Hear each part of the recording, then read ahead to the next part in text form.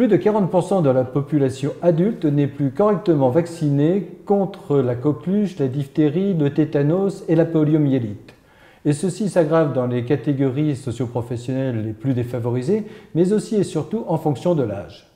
Ceci traduit finalement l'échec des politiques vaccinales à l'égard des adultes, et notamment ceux de plus de 60 ans, alors que ce sont les plus à même à risquer de se faire contaminer par le tétanos, par exemple, lors d'activités telles que le jardinage.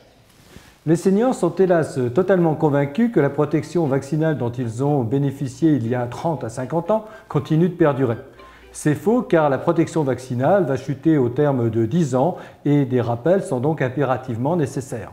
Inciter les adultes à se faire vacciner est par contre une situation assez difficile car jusqu'à l'apparition des maladies chroniques invalidantes, il s'agit bien sûr d'une population en bonne santé qui globalement ne va consulter son médecin qu'extrêmement rarement à l'occasion d'une grippe ou d'une gastro-entérite. Un argument supplémentaire en faveur de la vaccination réside dans la vaccination contre la coqueluche. La coqueluche est en effet une maladie actuellement en pleine recrudescence, notamment du fait que l'ensemble de la population n'est plus correctement protégée contre elle.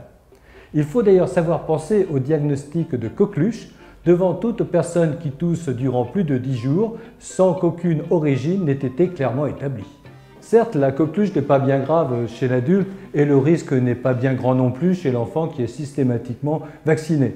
Ceci est vrai, sauf durant les 4 premiers mois de la vie où l'enfant peut être contaminé par n'importe quelle personne dans son environnement atteinte de coqueluche. Durant les 4 premiers mois de la vie où l'enfant n'est pas correctement immunisé, la maladie, hélas, peut être extrêmement grave, suscitant une hospitalisation dans 8 cas sur 10 et parfois la maladie est mortelle. Conscients de ces enjeux, les autorités de santé indiquent que les personnels médicaux et paramédicaux qui travaillent dans les maternités et dans les services de pédiatrie qui prennent en charge des enfants de moins de 6 mois doivent être impérativement vaccinés contre la coqueluche.